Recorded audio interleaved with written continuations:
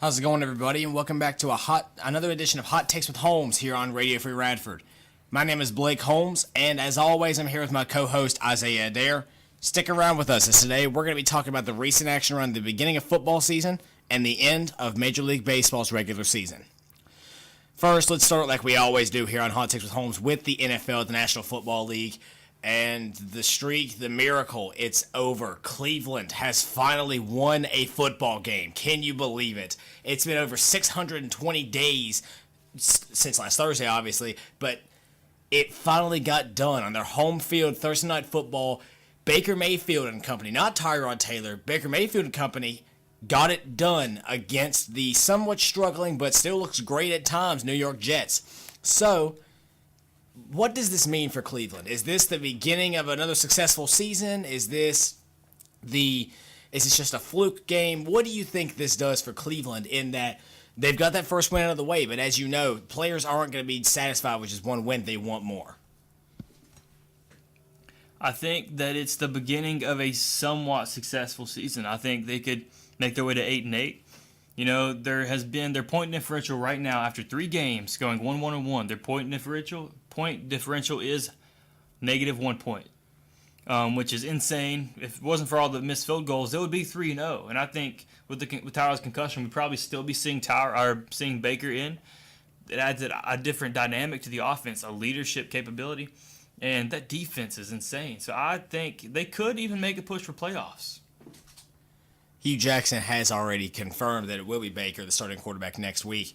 But I do agree. I think, and remember, it can't be 8-8; it'd be 8-7-1. So that way, they would still have a winning record. And we've seen crazier things happen. We've seen losing record teams make the playoffs. We've seen losing record team win playoff games before. We've seen this happen before. It's not a new thing. It's not as common, but it's very possible they could push for the second wild card spot. We saw Buffalo sneak in last year. I believe they were 9-7 when they snuck in. So it's entirely possible. And I do think that if Cleveland could figure it out and they can become a consistent threat when it comes to the AFC North might be one of the tougher divisions in the AFC this year, if that's the case. Because you have a Baltimore team that I believe is sitting at least 2-1. You have a Cincinnati team that lost their first game yesterday against Carolina. You have a Cleveland team that may start just figuring out they're 1-1-1, and you still have the Steelers who are 0-1-1, but they play tonight against Tampa Bay and Fitzmagic. So AFC North could be good this year. Now, on the other side of things, I think that I do think that Baker's going to be special. Don't get me wrong. I really like what Baker brings to the table for this Browns team, and I think he could be one of the more successful quarterbacks that they've had in a long time. However, you saw how Tyrod constantly on his feet moving whenever it came to their first 2 games. He never was able to get comfortable in the pocket. He was always having to which that's what Tyrod does. He depends on his legs, and he scrambles, and he'll check down left and right, and then he'll run. That's not a bad idea, but when you have a potential franchise-saving quarterback, you have got to get him time in the pocket. And I actually like that you mentioned that because that's something I noticed too. I didn't watch a whole lot of game film from Baker. I saw his first possession live, and then I saw highlights. But, Baker, the highlights, if you look at all the highlights, he didn't have to use his feet. There might have been one where he used his feet. The rest was just his, quick decision-making, his quick release. He'd stand in the pocket, and he might get drilled, but there were some. He stood in there with his own lineman being pushed back against him, and he stood in there and delivered a strike. And a lot of them he did avoid a hit because of how quick his release was, which another similarity to Drew Brees. But I don't know. I think it's just special that he didn't have to use his legs. And eventually he's going to face a team that's going to make him use his legs, and then we'll see that type of Baker, which might be more dangerous. And it's going to take that type of play consistently to be good with this offensive line. It has had its struggles a little bit, certainly missing Joe Thomas at the beginning of this season. But, again, anything's possible at this point. They did win. In the words of Kevin Garnett after winning the NBA Finals, anything is possible. So, this could start a tear for the Cleveland Browns, but it could also be a fluke. We'll have to wait and see what else is coming in the coming weeks. Another person that's playing red-hot football right now, Patrick Mahomes from Kansas City as a second-year guy, and technically it's really his first season as a starter. He only played one game last year against LA at that point. So through 3 games, he's thrown 12 touchdown passes. Excuse me, it is 13 touchdown passes, including a 6 touchdown performance in one game. He's playing lights out, and he's got a cannon for an arm. He was one that, I'll be honest, a lot of people do have some kind of fear for Big 12 quarterbacks when they come in because their stats may be a little inflated just because of the sheer amount that they do throw the ball in college. It's easy to put up a certain number of yards when you throw 60 times a game, but Mahomes was an example of that. Some people may have had a little bit of a red flag, but he's blown it completely out of the water with the beginning of this season. And he's thrown, I believe it's a touchdown pass to like 7 different receivers. So he's not a one-trick pony. He's not looking for the same people over and over. And Kansas City's sitting pretty at 3-0 right now. So how long does Patrick Mahomes keep this up? And do you think that he may have a shot at MVP at the end of the season? I'm going to go ahead and make a bold prediction. I think he's in the top 3 of MVP, and he's going to throw for over 50 touchdowns, which by what we've seen in the past, that will be MVP. Because he's only going to get better. If you look at, again, like Baker, Mahomes in college was lethal on his feet. Evading the pass. We've seen that 2 times. If you go back to last season, a total of 3 times on 14 touchdown passes. Like, that's not a ton anyway. But then if you look at Kareem Hunt, hasn't started getting going on the ground yet. He's had, I think, the average of maybe like 50 yards a game or something around that. He hasn't been as effective on the ground, and when that starts, there's going to be more opportunities opening up in the air. So I think we're seeing a historical season by someone that, I'm not trying to jinx him in any way, but he could be the next great. Like, he's on pace to shatter Manning and Brady's records just in his second season, and shatter the records from their best seasons. So he's just getting started, I believe. I do want to make one statement. Don't get me wrong. Kansas City's offense right now, lethal. Tyreek Hill, Mahomes, Travis Kelce, Kareem Hunt whenever he finally gets it going, Chris Conley, DeAnthony Thomas as a returner. There's so many weapons in that, and Sammy Watkins. Don't forget Sammy Watkins. So many weapons in that Chiefs offense. Their defense lacks a little bit right now, but their offense is carrying them in games. Now, I do have my fears because I've always referred to a team that starts off strong in the beginning and falters in the midseason as Kansas City, because this seems to happen every year. If they continue to put it together and continue to be strong throughout the entire season, then I'll change my mind. But we saw this last year too. Going, I believe it was 5-0 to start off the season. Then they faltered, almost fell back to 500 in a stretch that started with a loss in Arrowhead to the Steelers, and they even beat Philadelphia in that win streak to start off the season. And now, I'm not saying that's going to happen, but I do have my doubts and my fears when it comes to something like that. I need to keep an eye out for that. But I do think Mahomes is special, and I think that's the difference. Alex Smith, he would get into this rhythm, and he would get comfortable and try to, as we've said so many times, be a game manager, and it just doesn't work at times. You cannot play not to lose. You have to play to win, and I think that's what Patrick Mahomes does every single time he takes the field, with his fire, with his play style. It's just, he's not one that's going to settle for, okay, well, it's 3rd and 5. I'm going to take this check down. No, he's going to try to make a play. And that's exactly what I think the Chiefs needed to truly get over the hump. I think if Hunt can up his play to the level that he was last season, even toward the end of last season when he wasn't as dominant as he was early in the beginning, but he was still dominant. I think if he does that, then it will kind of compensate for any way that Mahomes may falter throughout the middle of the season if he does. But I still think, like, if the team as a whole, after starting this hot, better than any quarterback's ever started to start a season, I think the problem would be Andy Reid, and I think that's when they need to axe him if it happens again. Moving on to another team that I want to apologize to, because we had no hope at all for you, and I don't think that Isaiah disagrees with that statement.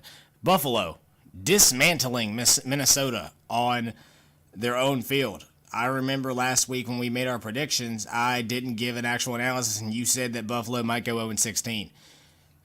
Formal apology to the city of Buffalo and Bills Mafia, because they just destroyed Minnesota and made me rethink everything. So, I don't know, is Buffalo figuring it out, or is this maybe a lapse game? Because Kirk Cousins was neutralized this game. He didn't do anything.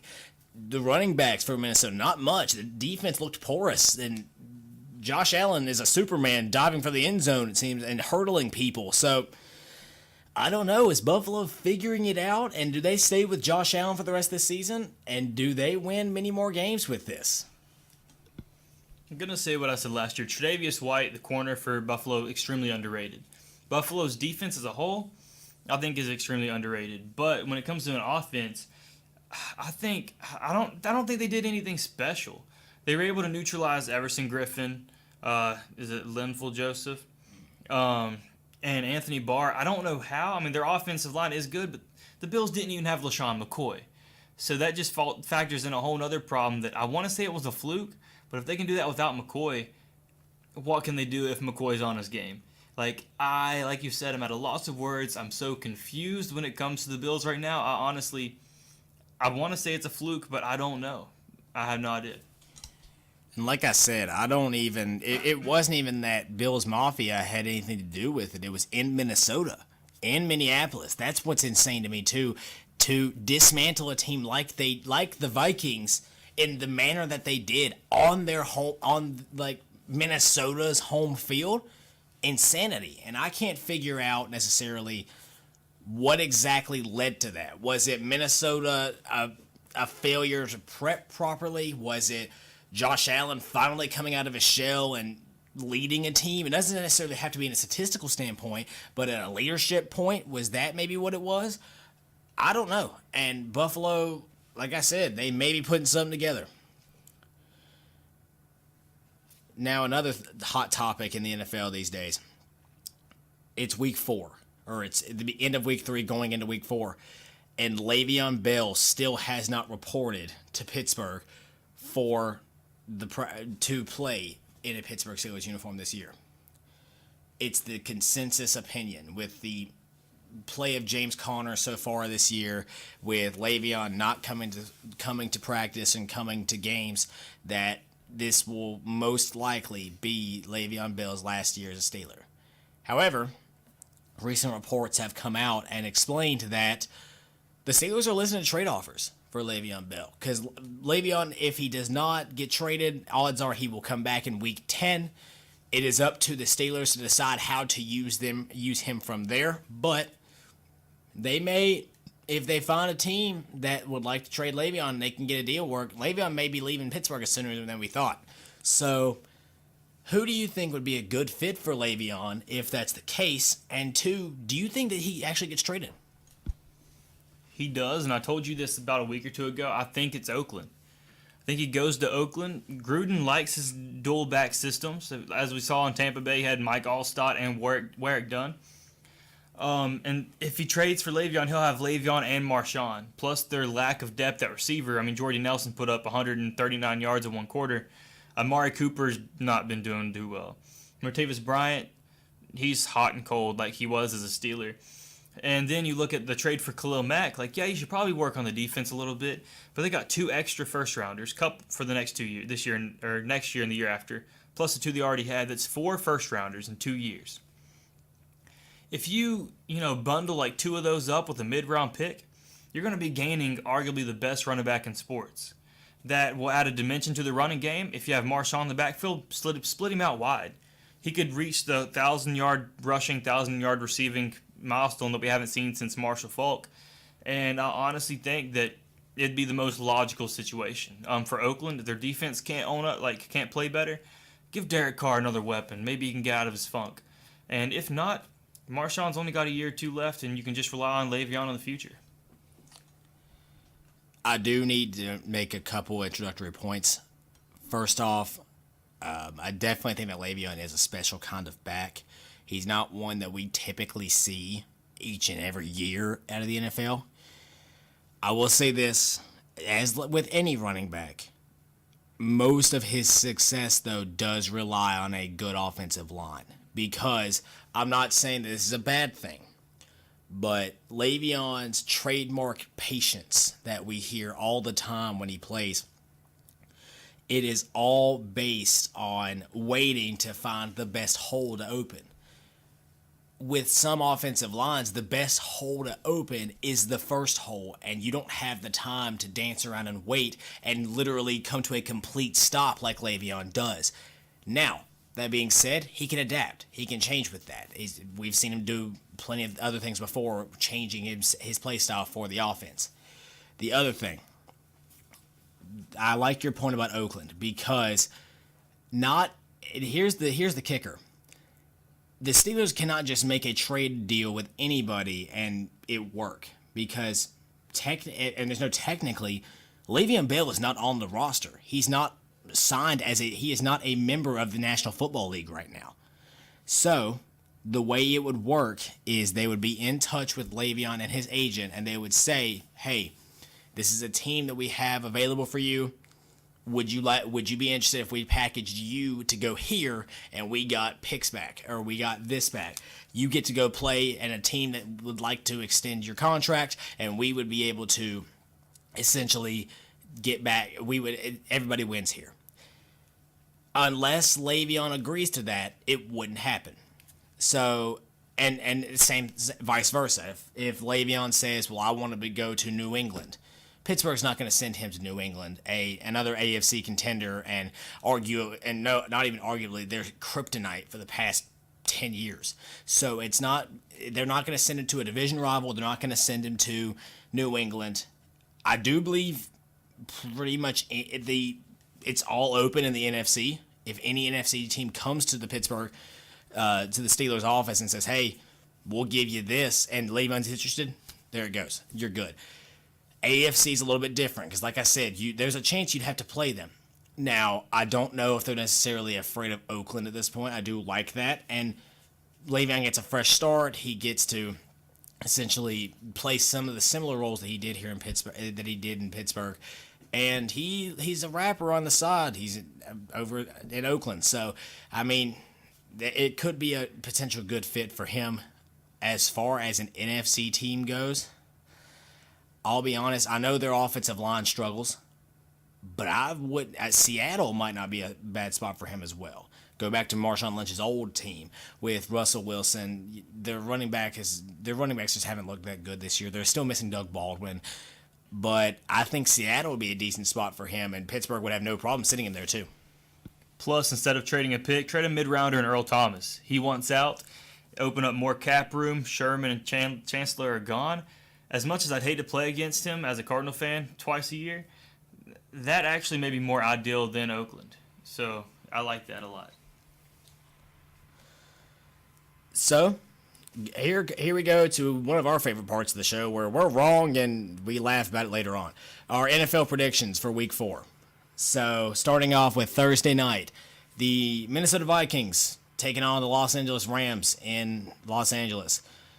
I don't know what to think about the Rams anymore. They're either going to blow out the Rams for some reason and make me feel bad and wrong, or they're going to lose horribly. I'm taking the latter. I like Los Angeles in this game at home.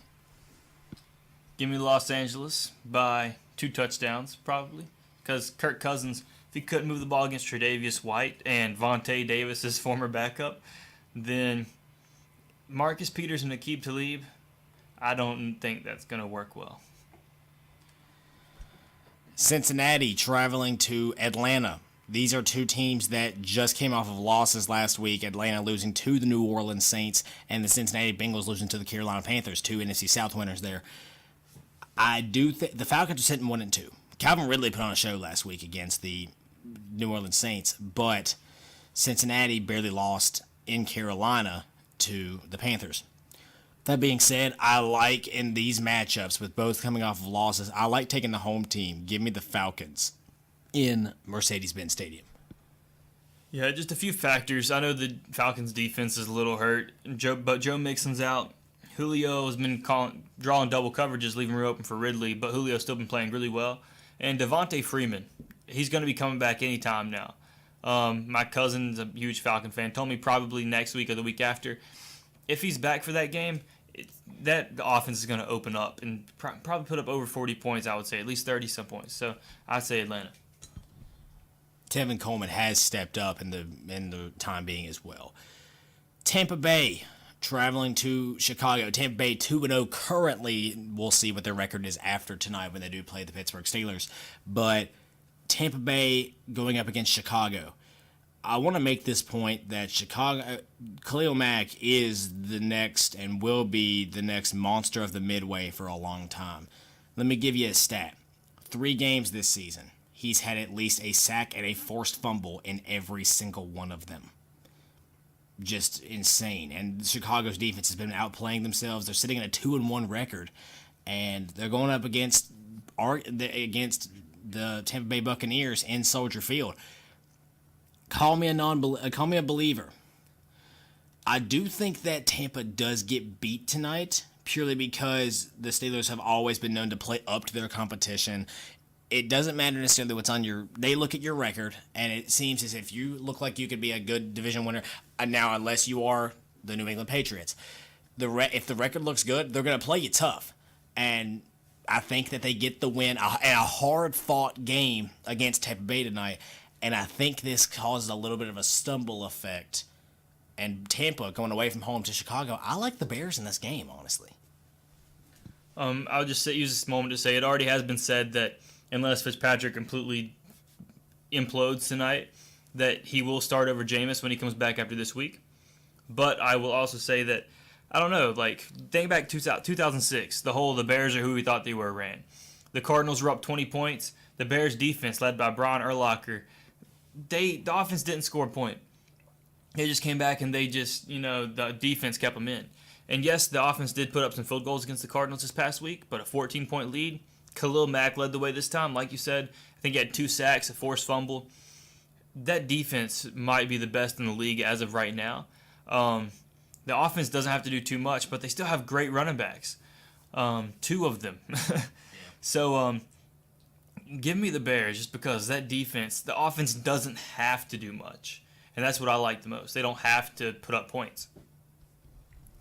Detroit traveling to Dallas. This is an interesting game. Detroit coming off of a monster win last night against the New England Patriots on Monday Night Football in their home field. This time they're going to Jerry World in Arlington, though, with AT&T Stadium and the Dallas Cowboys. Dallas also coming off of I believe it was a loss. I don't remember who it was off the top of my head, but it was Seattle. So the Detroit Lions taking up the Dallas Cowboys, both 1-2. Here's my thought process. Dallas, when it comes to home field, they have one of the best home fields in the NFL. And you want to know why? Because of the sheer just fear that I'm sure a person sees when they see Arlington Stadium. It is AT&T Stadium. It's ridiculously big. The Cowboys fans are still passionate. They're one of the best filling crowds in the NFL. And in a game where you have 2, and also with the Lions, congrats to Kerryon Johnson becoming the first 100-yard rusher in, I don't even remember how, 5 years. So the Detroit Lions coming into Dallas, I don't know, they may have a running game going. I know that the home field is tough. They finally have a running back that you actually have to fear, and Stafford seemed to put it together a good bit last game. I don't know. I think this is the beginning of a run for the Lions, and give me the Lions on the road against the Cowboys. I thought you were going to go Dallas, so I was excited to pick against you. But I don't know. The Cowboys look stagnant. This might be the game that puts Jason Garrett on the hot seat. And the Lions, if they could dismantle New England like that, given it was in Detroit, if they could dismantle New England like that, Dallas has been stagnant. Their defense hasn't been playing well. Give me Detroit and Kerryon Johnson. Finally a running game. So. And don't get me wrong, Detroit's defense does look pretty good right now as well with Darius Slay and just so many different playmakers on that Lions defense. Glover Quinn, for example, that I definitely think they finally are